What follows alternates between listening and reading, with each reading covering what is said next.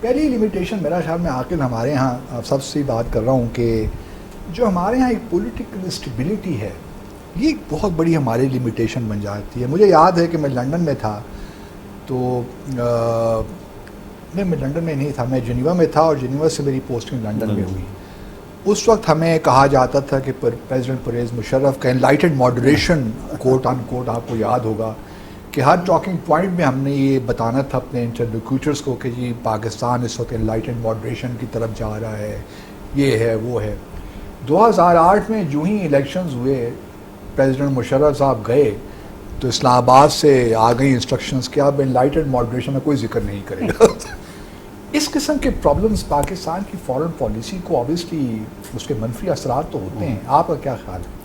بس میرے خیال میں یہ کوئی زیادہ بڑا پرابلم نہیں ہے، کیونکہ مختلف جو لیڈرز ہوتے ہیں ان کے مختلف آئیڈیاز ہوتے ہیں اور وہ پھر اپنے آئیڈیاز کو اپنی ملک کی فارن پالیسی میں وہ کہیں نہ کہیں ریفلیکٹ ہو جاتے ہیں. ہمارا سب سے بڑا جو پرابلم یہ ہے کہ نہ ہمارے یہاں پولیٹیکل اسٹیبلٹی ہے نہ اکنامک اسٹیبلٹی ہے. اور بدقسمتی سے ہم اگر پچھلے تقریباً 8-9 سالوں سے دیکھیں تو مسلسل آپ کو بحرانوں کا شکار ہے ملک. آپ کسی نہ کسی طریقے سے کبھی آپ کو کبھی عدالتی بحران کا سامنا کرنا پڑتا ہے، کبھی آپ کو سیاسی بحران، کبھی اور آج کل معاشی بحران. تو یہ جب تک کہ یہ چیزیں ہم سیٹل نہیں کریں گے، جب تک ہم کوئی معاشی طور پہ مستحکم ملک نہیں ہوں گے، سیاسی طور پہ مستحکم ملک نہیں ہوں گے، اس طرح کے مسائل آپ کو ان سے ڈیل کرنا پڑے گا.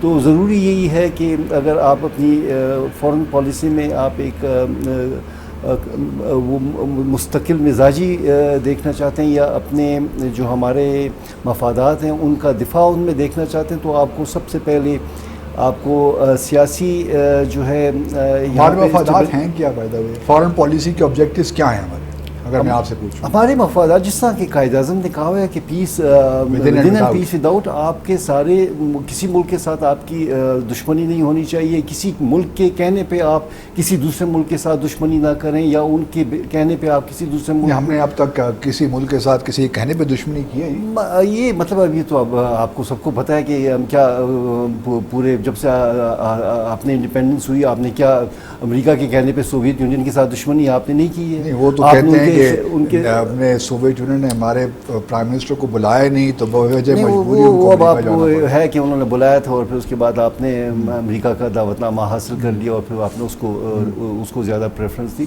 تو یہ آپ جب تک کہ یہ آپ چیزیں اپنی ان سب چیزوں کے باوجود میرے خیال میں سب سے زیادہ ضروری آپ کی معاشی جو ترقی اور آپ کی سیاسی جو اسٹیبلٹی ہے وہ ضروری ہے.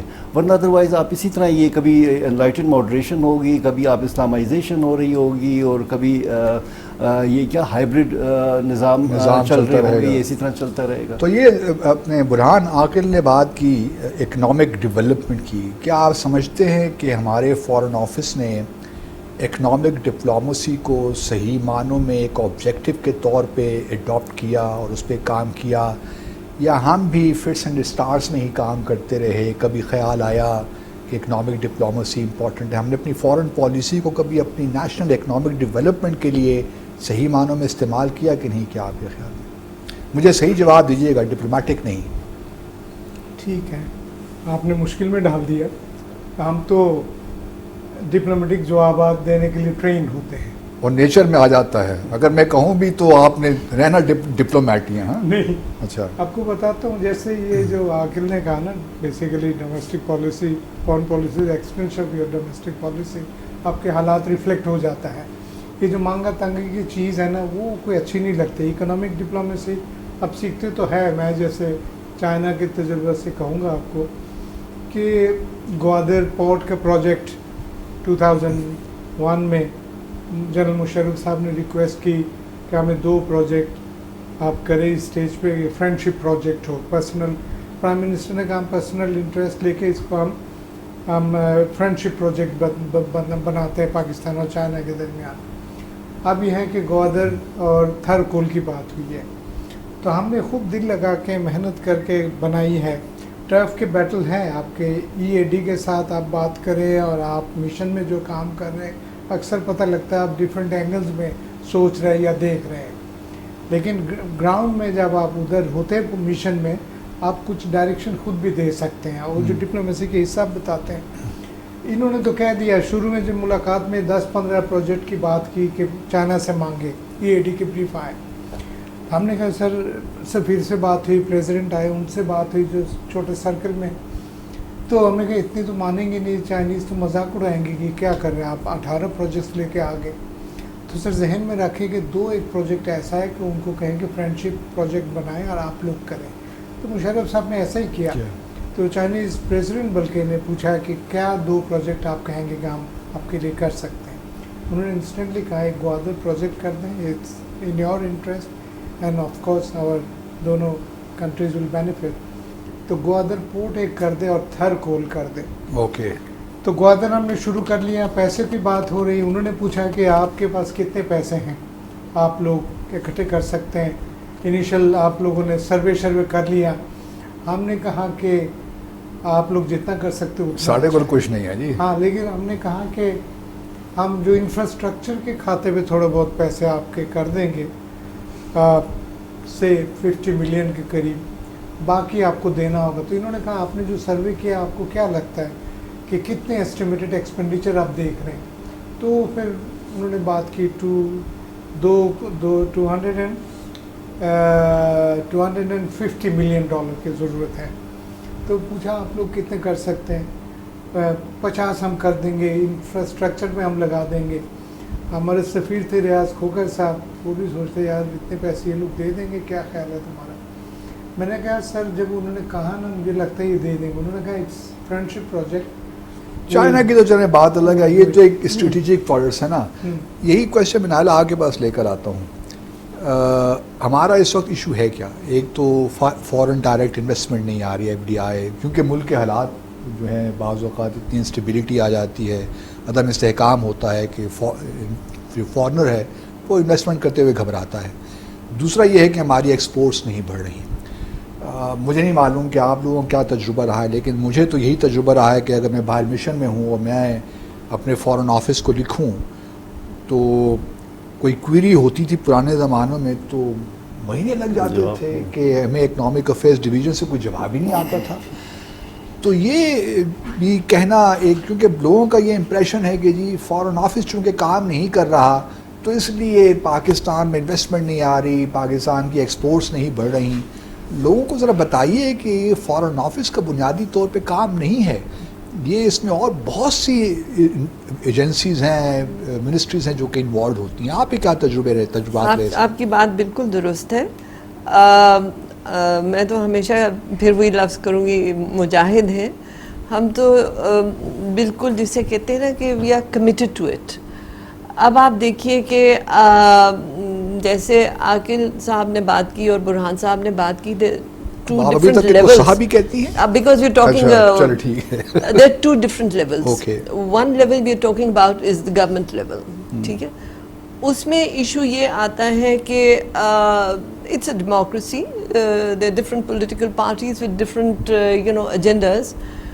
اب آپ کے پاس فار ایگزامپل میرے پاس ایک delegation I, we were in Australia, اور ہم نے یہ بلوچستان کے اوپر, تو ڈیلیگیشن میں جو کمپوزیشن آف پارلیمنٹیرینس تھی of different parties, they all had a different narrative.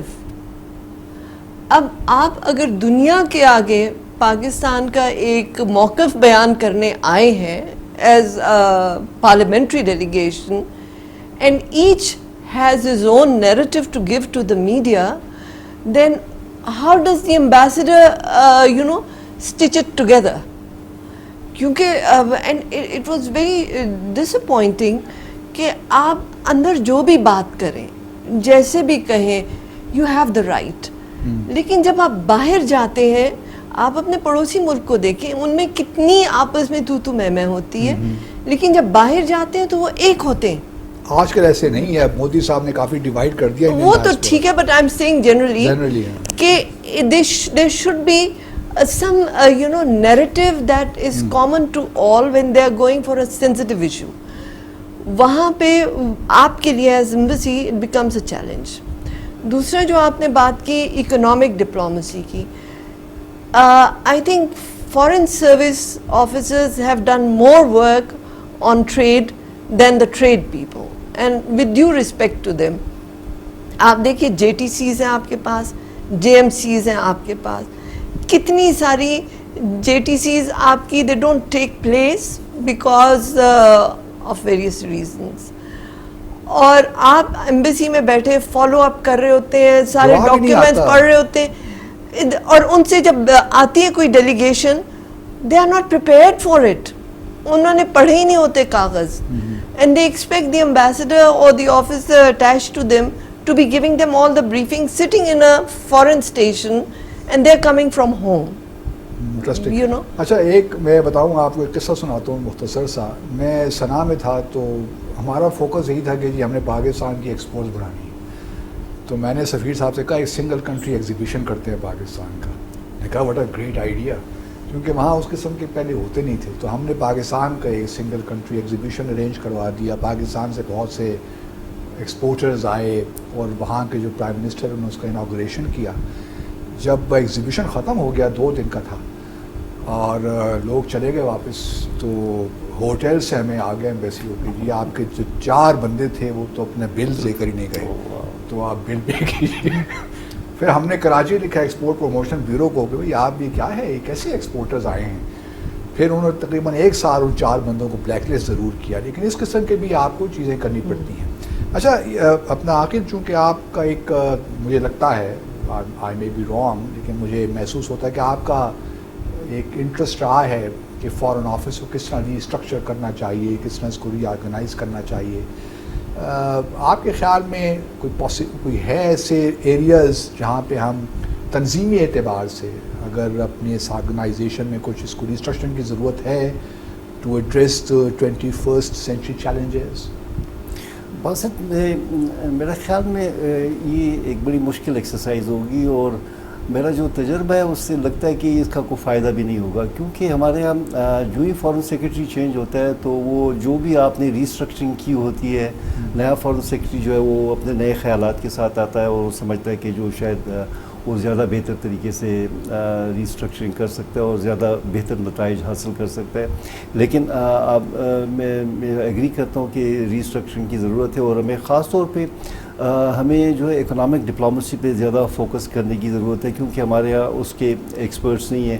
ہم مثلا اس میں اگر آسٹریلیا میں دیکھیں تو ان کے فارن آفس جو ہے اور اکنامک افیئرز منسٹری ایک ہی ہے, کینیڈا, اس طرح کی, اور انفارمیشن کا بھی جو ہے وہ اس زمانے میں ایک پروپوزل تھی نا ایکسٹرنل پبلسٹی ونگ جو اس وقت انفارمیشن منسٹری اس کو فارن آفس کا حصہ بنا دیا. بالکل, لیکن ہو نہیں سکا. تو اس طرح کی کوئی چینجز لانے کی ضرورت ہے کہ جس میں کہ جس طرح نیلا بتا رہی تھی کہ وہاں سے کوئی جواب ہی نہیں آتا, وہاں سے تیار ہو کے نہیں آتے ہیں.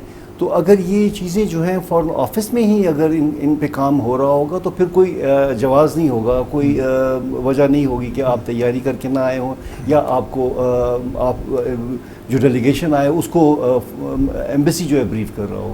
تو میرے خیال میں اس طرح کی چینجز ضروری ہیں, اور آج کل کے ماڈرن زمانے میں تو ان چیزوں کی بڑی ضرورت ہے کہ مطلب اکنامک ڈپلومیسی میں ہمیں فوکس زیادہ کرنا چاہیے, اور شاید میرے خیال پبلک ڈپلومیسی میں بھی ہمارا فوکس. بس میرے خیال میں ایک دوسری ایک اور بھی ضرورت ہے کہ ہمارے فارن آفس جو ہے بڑا انڈر فنڈیڈ ہے.